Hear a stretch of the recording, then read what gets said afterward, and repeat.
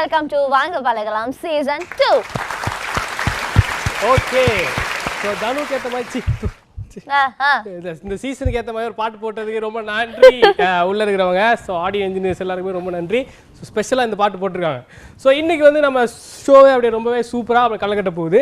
So இப்போ நம்ம என்ன பண்ண போகிறோம் அப்படின்னு பார்த்தீங்கன்னா வந்து நம்ம ஜட்ஜஸ் கூப்பிட போகிறோம். ஸோ எங்களால் நம்ம ஷோ இல்லை. ஆமாம் கண்டிப்பாக. ஸோ எங்களுடைய ஜட்ஜஸ் பார்த்தீங்கன்னா ரொம்ப சூப்பரான ஒரு குரலோட எங்களுடைய ஒரு ஜட்ஜஸ் இருக்காங்க. சூப்பரான குரலோட குரல் வாய்ஸ்.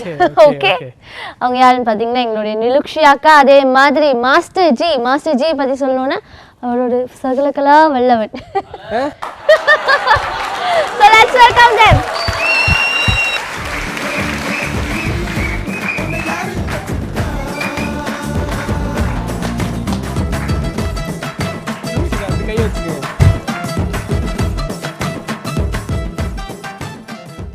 வீட்டில் தோசை பண்றதுல அப்படிதான்.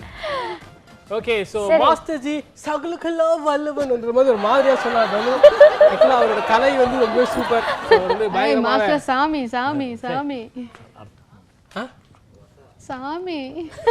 தேவகுதமாயிரும். ஓகே ஸோ தேவகுதமாகிற பயத்தினால நம்ம எதுவுமே பேசல இன்னைக்கு. ஸோ நிலுக்ஷி மேம் நீங்க சொல்லுங்க.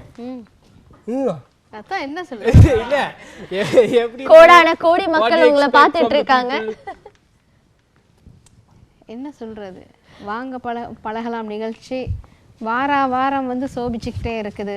நிறைய நல்ல கமெண்ட்ஸ் அதுக்கு வந்துகிட்டு இருக்கு. அதுக்கேற்றா போல் நம்ம கலைஞர்கள் நம்ம பார்ட்டிசிபேட் பண்ணுற நம்ம விட்டு சொந்த பந்தங்கள் எல்லாம் ரொம்ப சூப்பராக பண்ணிட்டு இருக்காங்க. அதில் ரொம்ப சந்தோஷம். சூப்பர். ஓகே ஸோ இன்னைக்கு வந்து நீங்கள் என்ன பண்ண போறீங்க அப்படின்னு பார்த்தீங்கன்னா வளமையாக வந்து நீங்கள் பயங்கர மெலடி பாட்டு தான் பாடுவீங்க.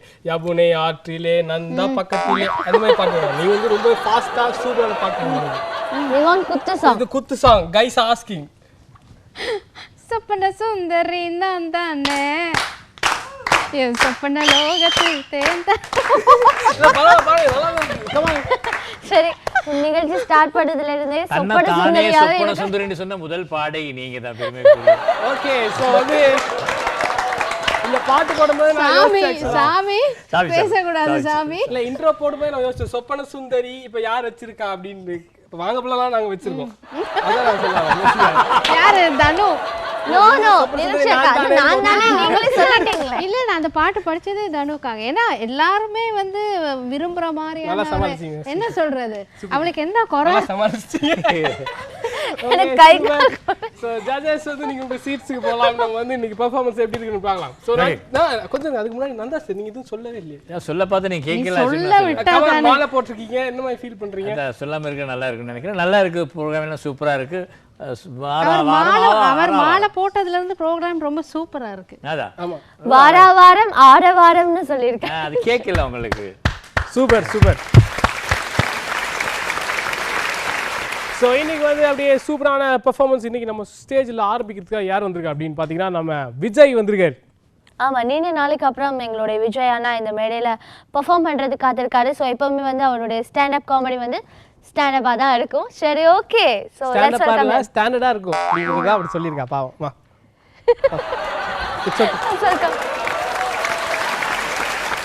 அன்பார்ந்த எங்களுடைய வசந்தம் டிவி அன்பு நெஞ்சங்கள் எல்லாருக்கும் இனிமையான இரவு வணக்கம். நாட்டில் இப்போ தேவையான முக்கியமான பிரச்சனை ஒன்று, சொப்பன சுந்தரியை யார் வச்சுருக்கா. ஜோனுக்கு வந்து ரொம்ப நன்றி அந்த பாட்டை போட்டு என்னை வரவேற்றதுக்கு. அதே மாதிரி அன்பார்ந்த வசந்தம் டிவி சொந்தங்களுக்கு மீண்டும் ஒரு முறை இனிமையான இரவு வணக்கத்தை சொல்லிக்கொள்கிறோம். எங்களுடைய வாங்க பழகலாம் நிகழ்ச்சி வாரந்தோறும் சனிக்கிழமை எப்படியும் வரப்போகுது இரவு. அதுக்கு காரணம் என்னென்னா எங்களுடைய வாங்க பழகலாம் குழுவினரோட அன்பார்ந்த வரவு அப்படின்னு தான் சொல்லணும். ஏன்னா நகைச்சுவைக்கு அன்பார்ந்த எங்களுடைய சொந்தங்களுக்கு அன்பார்ந்த நகைச்சுவைகளை அள்ளி கொடுக்கக்கூடிய அற்புதமான ஒரு விஷயம். இன்றைக்கும் வந்து எங்களோடு நிறைய நண்பர்கள் வந்திருக்கிறாங்க. அதே நேரத்தில் எங்களுடைய அன்பார்ந்த நடுவர்கள் 2 பேர் இன்றைக்கு வந்து சந்தோஷமாக வந்திருக்காங்க. அவங்கள பார்த்தாலே இன்னும் நிறைய ஜோக் சொல்லலாம் அப்படின்னு தோணுது. அன்பாக வந்து சிரிச்சுட்டே இருக்காங்க. அவங்க வந்து சொல்லணும் நம்ம நிலுக்ஷி மேடத்துக்கு கடலை போடணும்னா தேவை சாம்சங் கேலக்ஸி, காமெடி நிகழ்ச்சினா தேவை நம்ம நிலுக்ஷி. பார்த்தீங்களா சார்? அப்போ பார்த்தோன்னா இப்படி வரும் சார், நிறைய வரும் சார். சாமிக்கு அப்போ உங்களுக்கு ஒன்று வச்சுருக்கோம். காதல் இல்லைன்னு சொல்கிறான் கந்தசாமி, கடவுள் இருக்கான்னு சொல்கிறான் ராமசாமி. நான் சொல்கிறதுல காமெடியே இல்லைன்னு சொல்லிடுறாங்க நந்தாசாமி.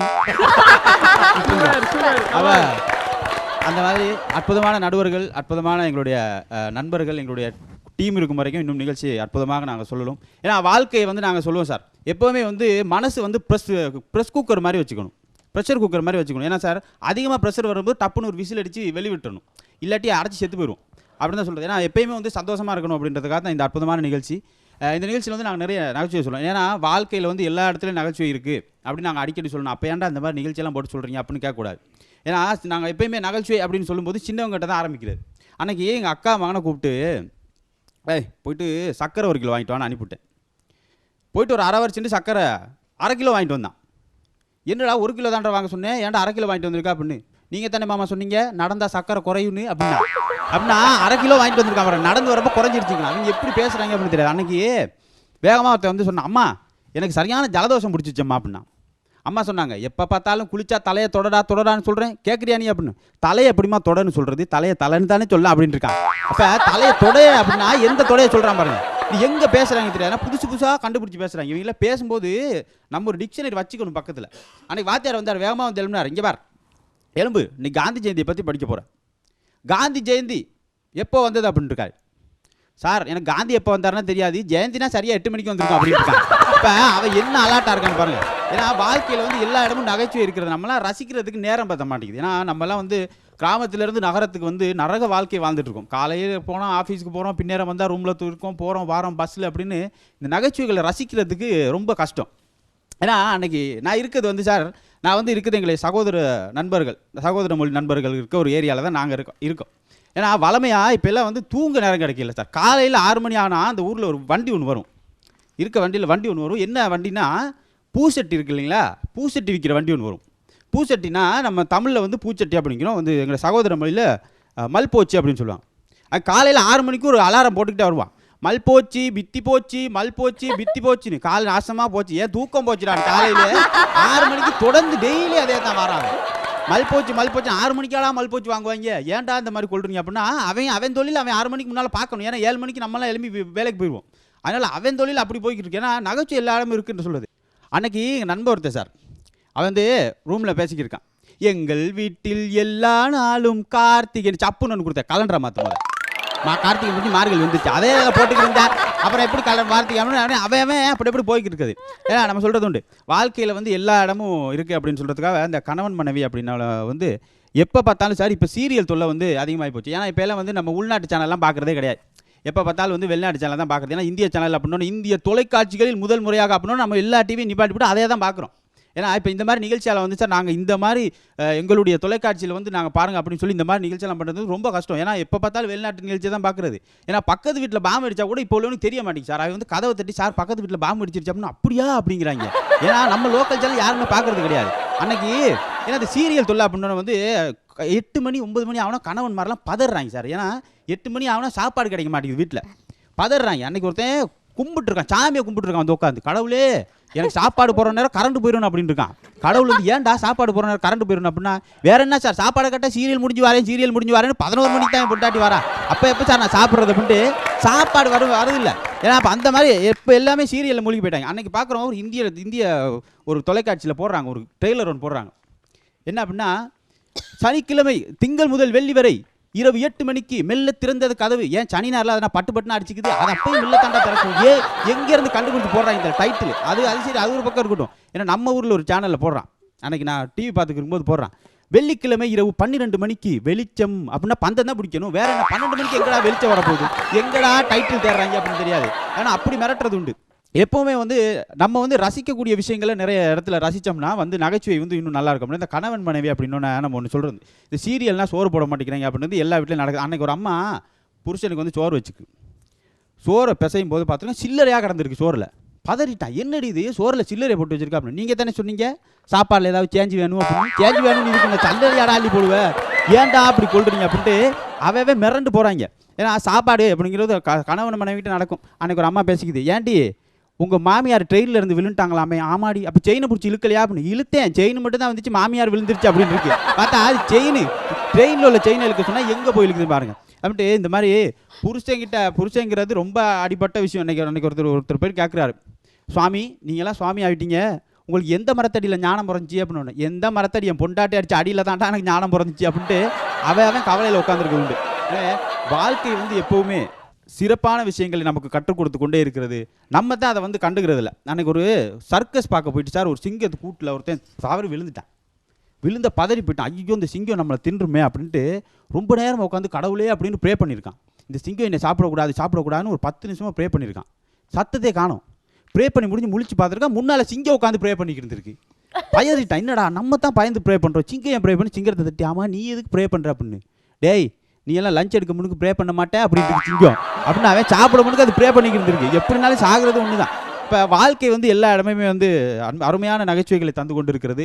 அந்த நகைச்சுவைகளை நாமும் ரசிப்போம், மற்றவர்களையும் ரசிக்க வைப்போம் அப்படின்னு சொல்லிட்டு முக்கியமான ஒரு விஷயத்தை சொல்லுவோம். இந்த ஒரு நாள் ஒருத்தர் வந்து பூட்டை திறக்கும்போது சாவி எங்கேயோ தொலைச்சிட்டார். அப்போ அந்த பூட்டை திறந்துக்க முடியல அவரால். அப்போ என்ன செய்கிறார் அப்படின்னா ஒரு சுத்தியல் எடுத்து அந்த பூட்டு தலையில் தட்டுறாரு திறப்படலை. அப்போ ரொம்ப நேரமாக தேடி மறுபடியும் அந்த சாவியை தேடி எடுத்து கொண்டு வந்து அந்த பூட்டை திறந்துருக்காரு. பூட்டு திறப்பட்டுருச்சு.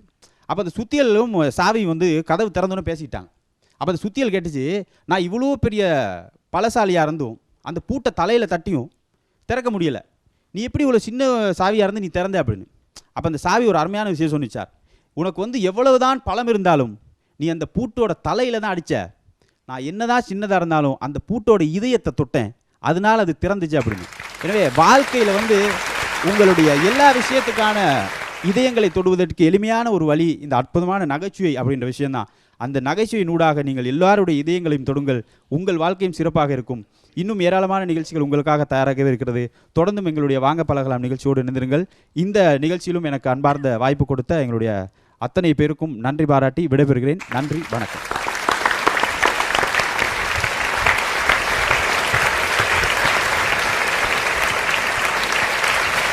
ஸோ விஜய் அண்ணா இன்னைக்கு வந்து ரொம்ப சூப்பரான ஒரு பர்ஃபார்மன்ஸ் கொடுத்துருந்தாரு. ரொம்ப அழகான ஒரு மெசேஜ் கூட எங்களுக்காக சொல்லியிருந்தாரு. பூட்டில் வந்து தலையில் தட்டினா அது எப்படியுமே வந்து பாரமாக இருக்கும் அப்படிங்கிறதால, சாவி வந்து இதயத்தை தொட்டதால இது மூலமாக வந்து அன்பு கிடைச்சிது அப்படின்னு சொல்லியிருக்கீங்க. சரி, ஓகே. நிலக்ஷியா கிடைச்சதுனால அவளுக்கு தெரிஞ்சிருக்கு. நிலக்ஷியாக்கா சொல்லுங்க. ரொம்ப சூப்பராக இருந்துச்சு விஜய். வளமையாகவே விஜய் வந்து ஸ்டாண்டர்ட் ஜோக் சொல்கிற போது எனக்கு அது ரொம்ப நல்லா இருக்கும். ஏன்னா அவர் அந்த சொல்கிற விதம் வந்து ரொம்ப அழகாக இருக்கும். அதாவது அந்த சாவி இதயத்தை போய் தொட்ட மாதிரி விஜயோட ஜோக்ஸ் வந்து அந்த இதயங்களை வரணும். அவர் அழகாக அவரோட அந்த சொல்கிற அந்த ஸ்டைல் வந்து ரொம்ப நல்லா இருக்கும். ஆனால் இன்றைக்கி வந்து அவருடைய ஜோக் வந்து கொஞ்சம் குறைஞ்சி போயிடுச்சு. இன்னும் கொஞ்சம் போயிருந்துருக்கலாமோ அப்படின்னு எனக்கு தோணுச்சு.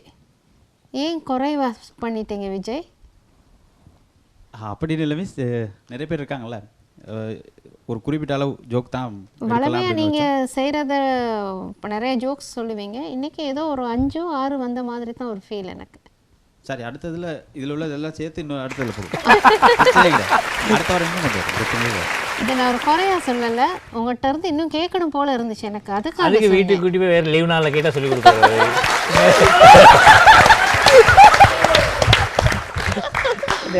அவர் தான் சொல்றாரு, நிறைய பேர் பெர்ஃபார்மன்ஸ் பண்ணாரு சொல்றாரு பெருந்தன்மையில. அப்படி இல்லை, வளமையா அவர் நிறைய என்ன மாஸ்டர் இப்படி பேசுறீங்க? அவர் வளமையாவே நிறைய சொல்றவர். அவர் சொன்னாரு நிறைய பேருக்கு சான்ஸ் கொடுக்கணும்னு சொல்லி. இருந்தாலும் பரவாயில்ல சொல்லுங்க. என்னதான் இருந்தாலும் சரி அவருடைய விஷயத்தை நான் குறைச்சி மதிப்பிடல. சரி, ஜட்ஜஸ் கூட சண்டை வந்து சரி சொல்லுங்க. இப்படி என்ன வச்சு அவர் கலாய்க்கிறார். இல்ல ரொம்ப சூப்பராக இருந்துச்சு விஜய். அடுத்த எபிசோடில் இன்னும் நிறைய நீங்கள் இது மாதிரி நிறைய பண்ணணுன்றது என்னுடைய ஆவா. சொன்ன வரைக்குமே ரொம்ப சூப்பராக இருந்துச்சு. நன்றி. சரி, உண்மையில நீலோக்கா சொன்னது வந்து அவங்களோட அக்கான்னு வச்சுக்கிறோம். வயசுல உங்களுக்கு 20 எனக்கு 20 அவனுக்கு 18. அவங்க சொன்னதும் கூட இதுகளை இன்னும் கேட்க எனக்கும் அந்த ஆசை இருக்குதான். நீங்க சொல்லும் பொழுது ரொம்ப அழகா இருக்கு. ஏன்னா கீழே இருந்து மேலே போனா குருவி, மேல இருந்து கீழே வந்து அருவி. அதனால நீங்க கேட்க ரொம்ப அழகா இருக்கு. சூப்பரா சொல்லுங்க. வாழ்த்துக்கள். சூப்பரா பண்ணுங்க. விஜயனோட சூப்பரான பெர்ஃபார்மன்ஸை தொடர்ந்து அடுத்ததாக வந்து எங்களுடைய நிகழ்ச்சியின் ஒரு வெற்றி டீம் அப்படின்னு சொல்லலாம், வெற்றி குழு. எங்களுடைய பூராயம் டீம் வந்து சூப்பராக ரெடியாக இருக்காங்க. ஸோ எனக்கும் வந்து ஒரு வித்தியாசமான ஒரு பெர்ஃபார்மன்ஸ் கொடுக்கறதுக்கு ரெடியாக இருக்காங்க. Okay, so let's welcome Poorayam team on the stage please. So உங்களுக்கு வந்து சூப்பராக பெர்ஃபார்ம் பண்ண போகிறாங்க.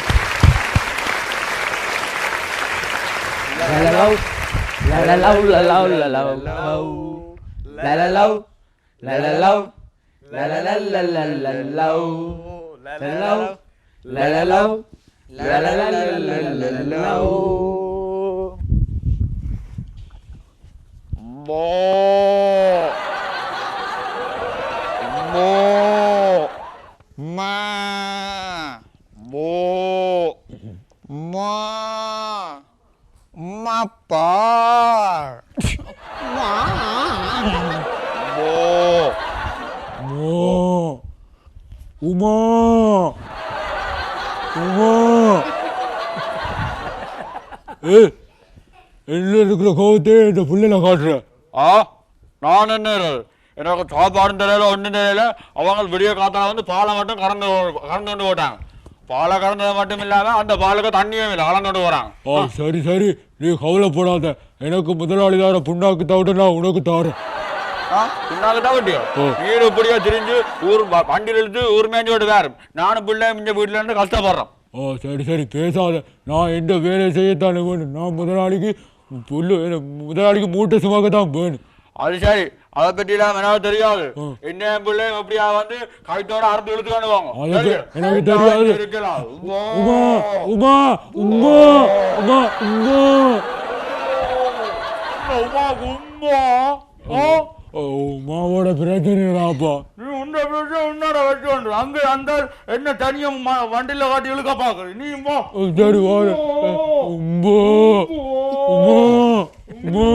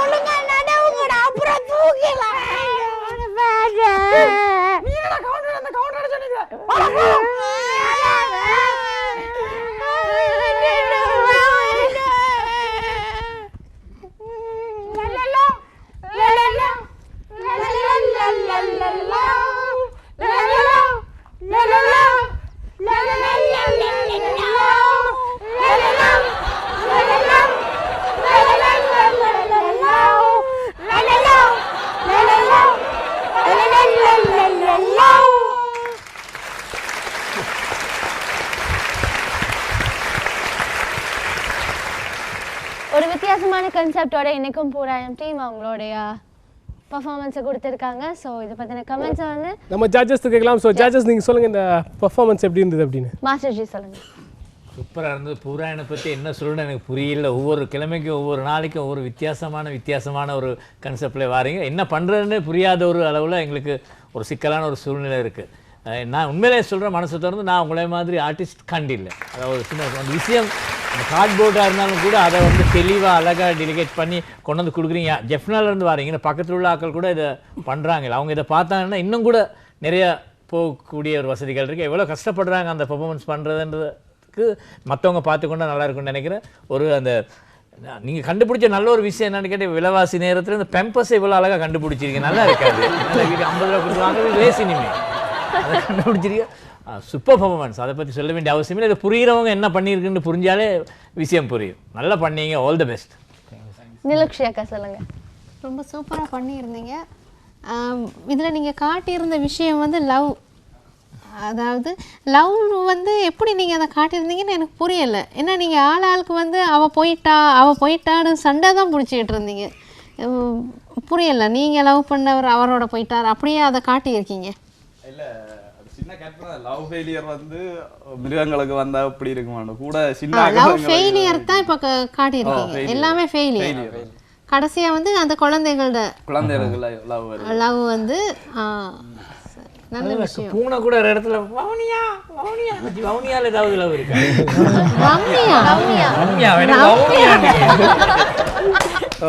ரம்யா, மாடு, உமா, காக்கா, கனகா. சரி, ஓகே. ரொம்ப அருமையான படைப்பை கொடுத்துருக்கீங்க. ரொம்ப நன்றி.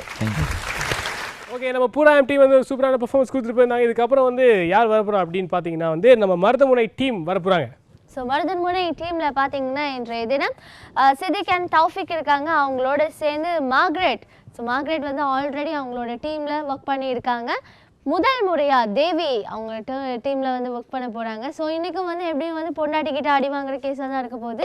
ஸோ இந்த கேஸ் அப்படிங்கிறது வந்து அது மட்டும் இல்லாமல் எஸ் தேவி வேறு கொஞ்சம் பல்காக இருக்காங்க. அநேகமாக சித்திக் அடி வாங்குவார் அப்படின்னு நினைக்கிறோம். ஸோ வெயிட் பண்ணி பார்க்கலாம். Okay, let's welcome them.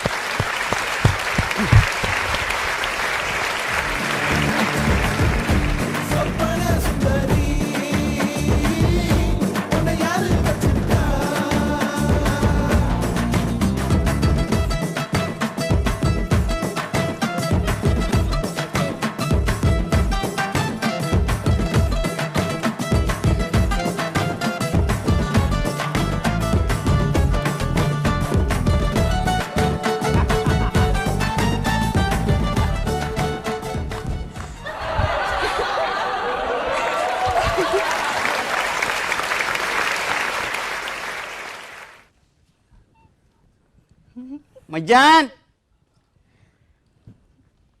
மச்சான் நாளை காணல இவ்வளவு நாளும் எனக்கு அடி வாண்டி தாரவன் இன்றைக்கு அவற்றை பொண்டாட்டிய கையால் அவனுக்கு நான் மாட்டி வாண்டி கொடுக்கணும் இன்றைக்கு கொடுத்தா தாண்டா சரி எவ்வளவு கணக்காட்டு படுத்திருப்பான் ஒரு போன் உண்டா வச்சுக்கிட்டு என்ன அங்கேயும் இங்கேயும் மாட்டி கொடுத்து அடி வாங்க வைப்பேன் சும்மா அங்கங்க போய் அங்கங்க தெரிஞ்சு ஓடுவான் தான் என் பொண்டாட்டிக்கிட்டு என்ன தேண்டான சொல்லி கொடுத்து கண் குதுங்க நான் அடி வாட்டுவேன் அந்த அளவுக்கு எனக்கு அடி வாண்டி கொடுத்துருக்காது அதான் ராஜா மறுவான் மொட்டை இன்றைக்கு வரட்டும் தம்பிக்கு நான் அவன் கையால வேண்டி மச்சான் எங்க மச்சான் சோமா இருக்கீல நானும் கூட பார்த்துட்டு போக வந்தேன் காலையில இருந்து பார்க்க இவளை எங்க போயினான் இல்ல கருதை நீங்க வீட்டுக்கு எப்படி போட்டு போனேன் நாய் வந்து குந்தாத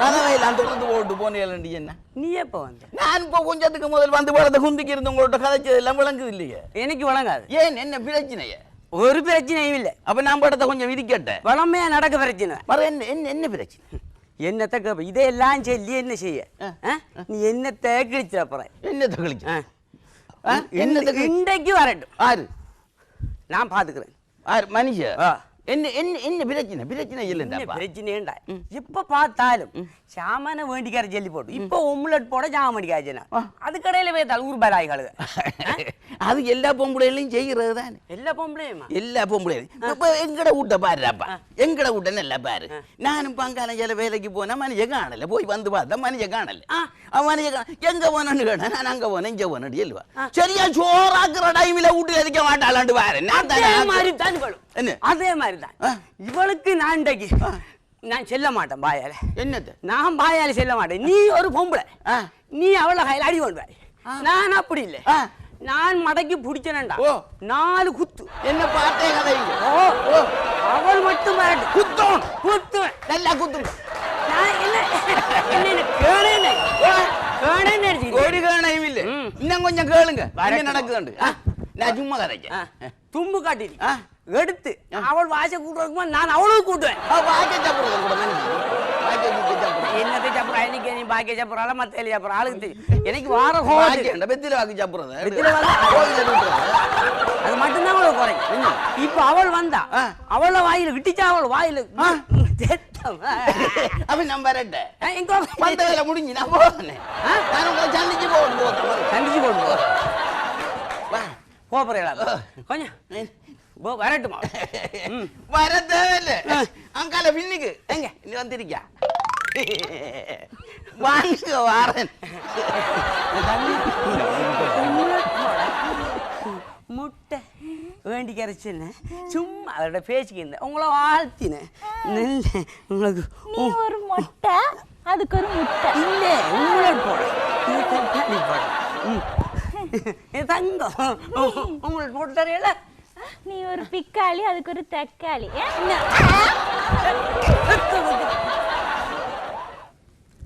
என்னது நான் என்ன செஞ்சேன் நீ என்ன செஞ்ச இது என்ன நான் என்ன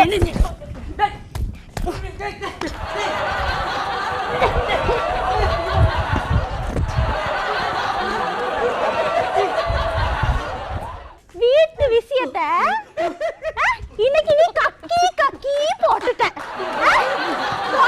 நானே வீட்டு 4 சவுத்து விஷயத்தை 4 சவுத்துக்குள்ள வச்சுக்கணும் நீ என்ன செஞ்சிருக்க இப்படியே பப்ளிக் பண்ணி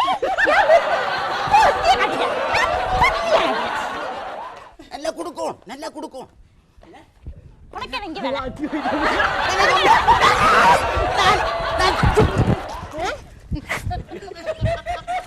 நான் சும்மா வந்த முல்ல என்ன நடந்து தெரியுமா என்ன செஞ்ச தெரியுமா போறதேசி பொண்ணாட என்னமா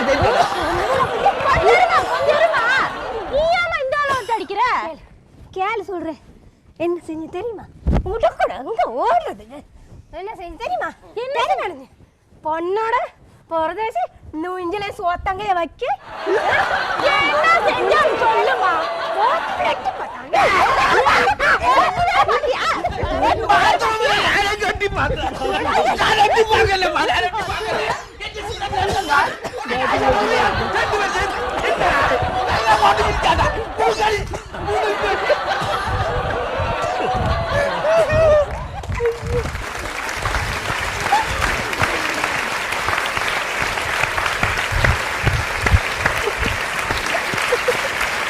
ஸோ இந்த மொட்டையில் ஆஃப் பாயில் போட்ட பர்ஃபார்மன்ஸ் எப்படி இருந்தது அப்படிங்கிறத வந்து நம்ம ஜட்ஜஸ்ட்டு கேட்கலாம்.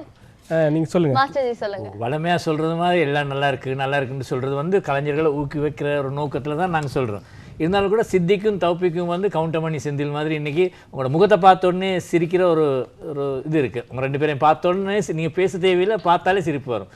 அதை வச்சு நீங்கள் பயன்படுத்துகிறீங்களான்றது தான் கொஞ்சம் டவுட்டாக இருக்குது. இப்போ வளமையான கதை பொண்டாடி புருஷனுக்கு அடிக்கிறது அடி வாங்குறன்றதை நாங்கள் அபிராமியோட காலத்துலேருந்து இது வரைக்கும் பார்த்து கொண்டிருக்கோம். அபிராமி முதல் தேவி வரை இது வரைக்கும் பார்த்து கொண்டிருக்கிறோம். அந்த கதையில் அந்த ஒரு கதைக்குள்ள ஒரு விஷயம் கொண்டாடி அன்றைக்கி அவங்க ஒரு பண்ணியிருக்காங்க, அந்த குளிக்க புகழ் எட்டி பார்த்தா அடிக்கிறேன்னு சொல்கிற கதை வந்து இந்த சண்டையிலே கொண்டாந்து நீங்கள் அதையும் போட்ட உடனே என்ன சண்டைன்னு புரியல.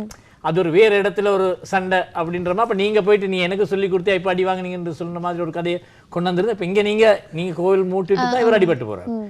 அங்கே போகல நீங்கள் அங்கே அவகிட்ட அடிபடுறீங்க. நீங்களும் சேர்ந்து இப்படி தான் என்ன பண்ணாடி குளிக்குள்ள எட்டி பார்த்தான்னு சொல்லி வாங்கினா ஒரு கதை. இந்த சண்டை நடந்து கொண்டு நீங்கள் இதுலுக்கு வரீங்க. அது என்னன்னு கசமசான்னு இருந்து ஒன்றும் புரியலை. அந்த விஜய்க்கு சொல்கிற மாதிரி நீங்கள் எல்லாமே அற்புதமான நடிகர்கள், ஆனால் அதை சரியாக பயன்படுத்துறீங்க இல்லையோ என்றதோ தோணும். நான் கிட்டத்தட்ட 81 படம் கொரியோகிராஃப் பண்ணியிருக்கேன், 100க்கு மேலே படம் நடிச்சிருக்கேன். இங்கே வந்த பிறகு தான் நந்தகுமார்ன்றது வெளியே வந்திருக்கு. நிறையா பேருக்கு என்ன தெரியாது. சிங்கள கலைஞர்களுக்கு என்ன தெரியும், தமிழ் கலைஞர்களை பொறுத்தவரை இங்கே வந்த பிறகு தான் என்ன தெரியும். அது மாதிரி உங்களுக்கு இந்த கிடைச்ச சந்தர்ப்பத்தை நீங்கள் பயன்படுத்துகிறீங்களா இல்லையான்றது எனக்கு புரியலை. இந்த புதுசாக வந்திருக்க அக்கா கூட நல்லா நடிக்கிறாங்க, அவங்கள இன்னும் பயன்படுத்தலாம். அவங்கள போட்டு கீழே அடிக்கிறாங்க என்னமோன்றது விளங்குதில்லை. இப்போ நீங்கள் 2 பேரும் இங்கே ஓடுறீங்க, உங்களோட வீட்டுக்கு வந்து எட்டி பார்த்தாரன்றது கூட விளங்க இல்லை. அது கொஞ்சம் எதாவது இருந்தாலும் கொஞ்சம் ஒரு யாருடைய தலைமையில் நீங்கள் பார்த்து பண்ணீங்கன்னா நல்லா இருக்கும். நன்றி. சரி, தேங்க்யூ. அதே மாதிரி நிலுக்ஷி அக்கா சொல்லுங்கள். நீங்கள் 4 பேருமே வந்து உங்களோட ரோலை வந்து ரொம்ப சூப்பராக பண்ணீங்க. தனித்தனியாக அந்த நடிப்புன்ற விஷயத்தை வந்து பெர்ஃபெக்டாக நேச்சுரலாக ஒரு ஹஸ்பண்ட் ஒய்ஃப் சண்டை பிடிக்கிற மாதிரி உங்களோட பேச்சிலேயாவது இருக்கட்டும், எந்த இடத்துலையுமே எனக்கு ஆர்டிஃபிஷியல் விளங்கவே இல்லை. ஆனால் உங்கள்கிட்ட இருக்க ஒரு சின்ன ஒரு டிசப்பாயின்ட்மெண்ட் தான் சொல்லணும். என்னன்னா அந்த உங்களோட கதைகளுக்கு ஒரு கரு இல்லை. இப்போ அவர் வந்து உங்களை நீங்கள் வந்து அவரை மூட்டி கொடுத்துட்டு போகிறீங்க. இது எதனால, என்னத்துக்காக அந்த சண்டை வந்துச்சு, அந்த ஒய்ஃபையே அவரை துரத்தி அடிக்கணும், அதுக்கு ஒரு ஸ்டோரி இருக்கணும் இல்லையா? அதை சிம்பிளாக சரி நீங்கள் விளங்கப்படுத்தி இருந்திருக்கணும். அதே மாதிரி இப்போ உங்களோட சண்டை இங்கிட்டு நடந்துகிட்டே இருக்க நேரம் அவர் அங்கே வராரு, அவங்க அப்படியே துரத்திட்டு வராங்க. சித்திக்கண்ணு தௌஃபிக்கண்ணு அவங்கள்ட்ட நிறைய திறமை இருக்குது, எனக்கு அது தெரியும். அடுத்த எபிசோடில் வந்து நான் உங்களை பார்க்க ஆசைப்படுறேன். எப்படின்னா இந்த பொண்டாட்டிட்ட அடி வாங்குற சப்ஜெக்டே உங்ககிட்ட வரக்கூடாது.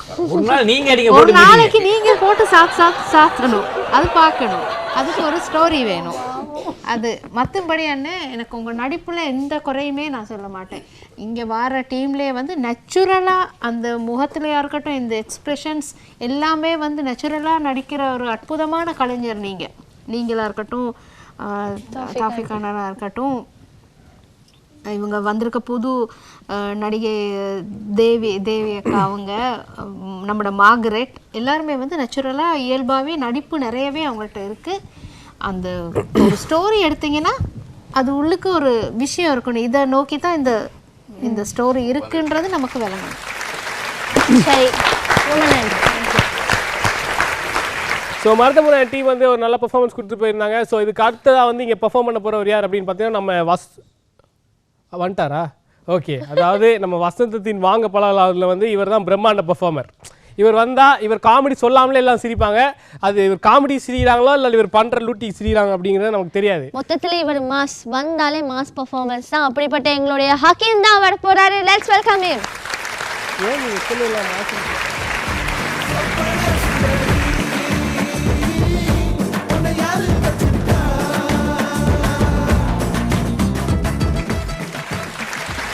தேங்க்யூ. இன்றைக்கி சார் என்ன பண்ண போகிறேன்னா, ஒரு பழைய பாட்டு, அந்த ஒரு பழைய பாட்டை வந்து இந்த காலத்தில் இருக்கிற பாடல்கள் பாட்டு படிக்கிறவங்க பாட்டு படிச்சிருந்தாங்கன்னா அது எப்படி இருக்கும் அப்படின்னு ஒரு சின்ன கற்பனை. என்ன பாட்டு எடுக்க போகிறேன்னா, பனங்காச கண்டு புட்டா புலி கூட புள்ள தின்னும் கரிகாரம் ஆச்சுதடி. அந்த பாட்டை வந்து வேற வேற பாடல் பாடுறவங்க பாடகர்கள்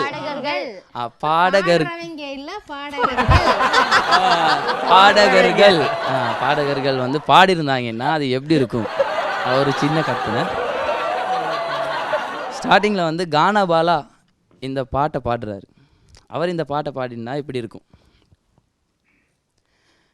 பணம் காசை கண்டு போட்டா புலி கூட புள்ள தின்ன என் வீட்டு கண்ணு கொத்தி என்னோட மல்லு கட்டி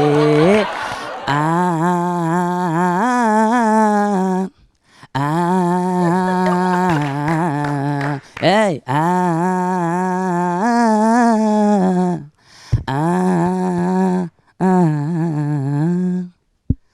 அடுத்ததாக வந்து ஏகான். எல்லாருக்கும் தெரியும் ஏகான் யாருன்னு. அவர் இங்கிலீஷ் ஏகான் இங்கிலீஷ் பாடகர். அவர் இந்த பாட்டை படிச்சிருந்தா அவர் எப்படி படிச்சிருப்பாரு அப்படின்னு ஒரு சின்ன கற்பனை. பனங்காச கண்டு போட்டா புலி கூட புள்ள தின்னும் என் வீட்டு என்னோட என் மார்பில் கொத்துதடி. அடுத்ததா வந்து சார் என்னோட ஃபேவரட் ஜானகி அம்மா. அவங்க இந்த பாட்டை படிச்சிருந்தாங்கன்னா எப்படி படிச்சிருப்பாங்க அப்படின்னு ஒரு சின்ன கற்பனை. ஊரே தெரிஞ்சுக்கிட்டேன் உலகம் புரிஞ்சுக்கிட்டேன் ஊரே தெரிஞ்சுக்கிட்டேன் பணம் காசை கண்டு போட்டா கூட புலி வந்து புள்ள தின்னுமே. இது வந்து ஜானகி அம்மா. அடுத்தது வந்து யுவன் சங்கர் ராஜா. அவர் எப்பயுமே ஹை பிச்சில் தான் படிப்பார். நம்மளை அவர் இந்த பாட்டை படிச்சிருந்தான்னா எப்படி படிச்சிருப்பார்? பணம் காசை கண்டு புட்டா புலி கூட புள்ள தின்னும் கரிகாலம் ஆச்சுதடி. ஓ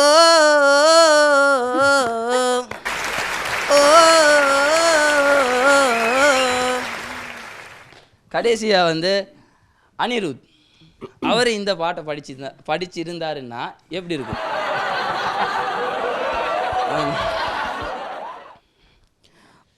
பனங்காசை கண்டு போட்டா புலி கூட புள்ள தின்னும் கரிகாரம் மாச்சிதாடி எங்கன் மணிய ஊரை தெரிஞ்சுக்கிட்டேன் எங்கன் மணி உலகம் புரிஞ்சுக்கிட்டேன் தன்னழகே ஊரை தெரிஞ்சுக்கிட்டேன் தன்னழகே உலகம் புரிஞ்சுக்கிட்டேன். தேங்க்யூ.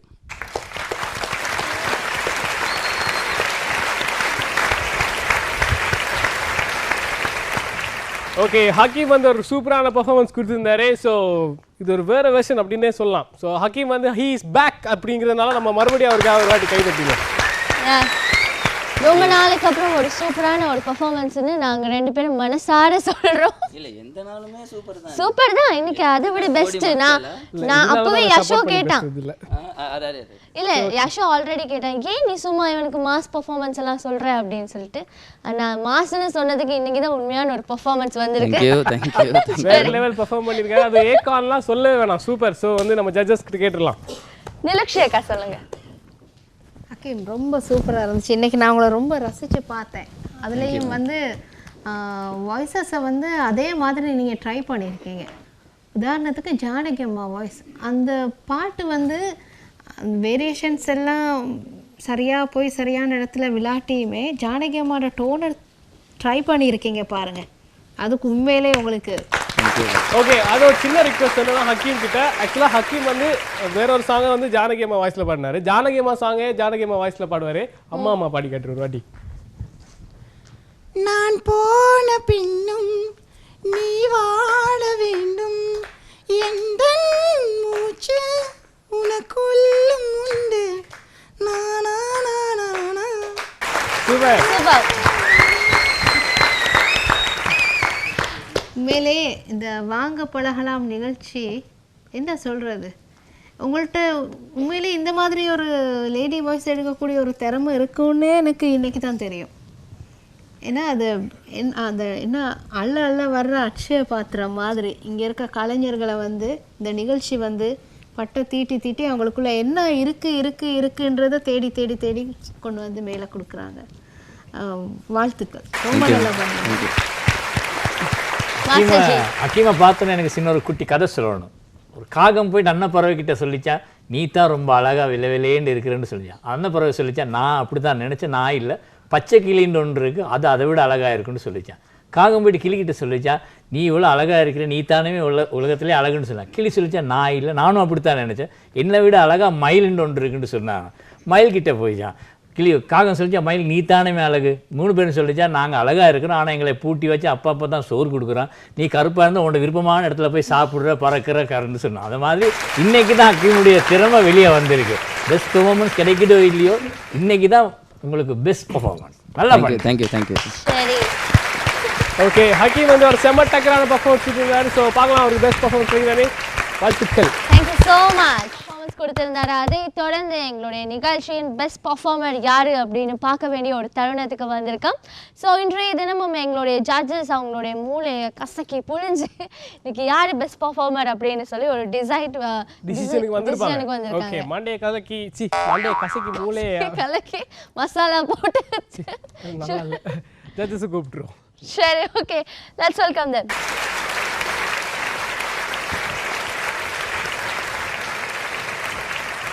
ஸோ கடந்த வாரம் நிலுக்ஷி அக்கா சொல்லியிருந்தாங்க பெஸ்ட் பர்ஃபார்மர் யாருன்னு. ஸோ இந்த வாரம் எங்களுடைய மாஸ்டர் ஜிகிட்ட கேட்டுடலாம். ஸோ மாஸ்டர் ஜி, எப்படி ஃபீல் பண்ணீங்க, எப்படி இருந்தது எங்களுடைய நிகழ்ச்சி, இன்னும் என்னென்ன விஷயங்கள் கொண்டு வரணும்னு நினைக்கிறீங்க?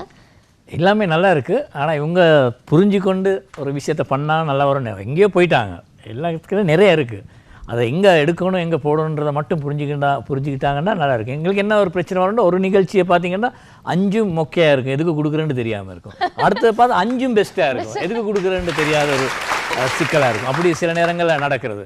அதில் வந்து இதில் வந்து 3 பெர்ஃபார்மன்ஸ் இருந்துச்சு பெஸ்ட் பெர்ஃபார்மன்ஸ் அப்படின்னா, ஒன்று சித்திக், இன்னொன்று விஜய், இவங்களுக்கு தான் கொடுக்கலான்னு இருக்கும்பொழுது கடைசியில் வந்து ஒரு வித்தியாசமாக இதை மாற்றி இந்த கன்செப்டுக்குள்ளே தங்கிட்ட இப்படி ஒரு திறமை இருக்குன்னு வெளியே காட்டுன்னு அவரை ஊக்குவிக்க வேணுன்றதுக்காக பூரா என்ன சொல்லவே தேவையில்லை, அவங்க புதிய கிரியேஷன் பண்ணுவாங்க, நிறைய விஷயம் அவங்ககிட்ட இருக்குது. அவங்களுக்கும் ஈடு கொடுக்குற மாதிரி ஒரு விஷயத்தை கொண்டு வந்த அக்கீம் தான் இந்த முறை best.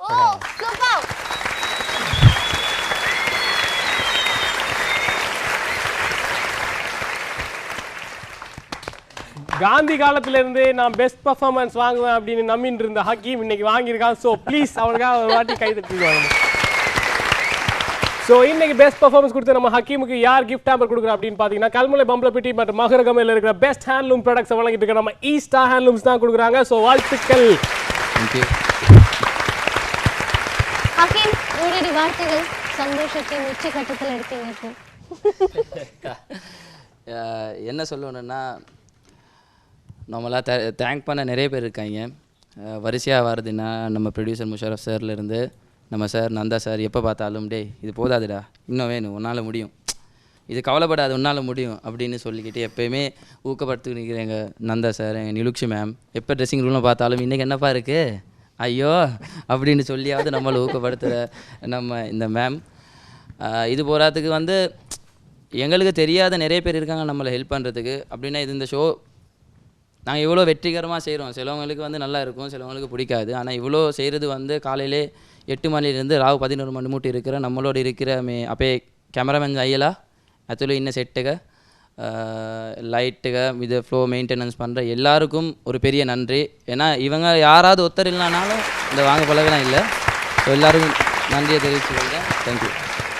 Okay, 2020 world cup win பண்ண அப்புறம் டேரன் சாமி என்ன பேசினாரோ அதை அப்படியே பேசியிருக்காங்க. சூப்பர், வாழ்த்துக்கள். நல்லா பேசுறீங்க ஹக்கீம், சூப்பரா பெர்ஃபார்ம் பண்ணீங்க. பாடகர்களுக்கு ஒரு நல்ல பட்டம் கொடுத்தேன். பாடுறவங்க கேட்குறவங்க பாடகர் சித்தா. சரி ஓகே. ஸோ ஸோ இன்னைக்கு எனக்கு ஒரு சின்ன ஆசை இருக்கு. எப்படி அப்படின்னு பார்த்தீங்கன்னா ஒரு பாட்டுக்கு வந்து இவங்க 2 பேருமே டூயட் பாட போறாங்க. மார்கழி திங்கள் அல்லவா மது கொஞ்சம் நான் அல்லவா இது கண்ணன் வரும் புயல் அல்லவா ஒரு முறை உனது திருமுகம் பார்த்தால் விடை பெறும் உயிரல்லவா. ஓகே சூப்பரா ஒரு லிலுக்ஸி ஜானகி மேஷப் பார்த்தோம் எல்லாருமே. அப்படியே சூப்பரா கை தட்டி நாங்கள் வந்து இன்னைக்கு சட்டரை சாத்தி அப்படியே கடையை கட்டி கலா கற்றுக்கணும். சரி ஓகே. இன்றைய தினமும் எல்லாருமே என்ஜாய் பண்ணியிருப்பீங்க. ஸோ இன்றைக்கும் வந்து பெஸ்ட் பர்ஃபார்மர் எங்களுடைய ஹக்கீம் தெரிவு செய்யப்பட்டிருந்தாரு. ஸோ இதே மாதிரி அடுத்த வாரம் யார் தெரிவு செய்யப்பட போகிறாங்க, என்ன மாதிரியான பர்ஃபார்மன்ஸ் கொடுக்க போகிறாங்க அப்படிங்கிறத பார்க்கணும்னா அடுத்த சனிக்கிழமை இரவு 9 மணிக்கு நாங்கள் உங்கள் வீடு தேடி வர்றதுக்கு தயாராக இருக்கோம். அது வரைக்கும் உங்களிடமிருந்து நன்றி கூறி விடைபெறும் நாங்கள் தானு அண்ட் யாஷு.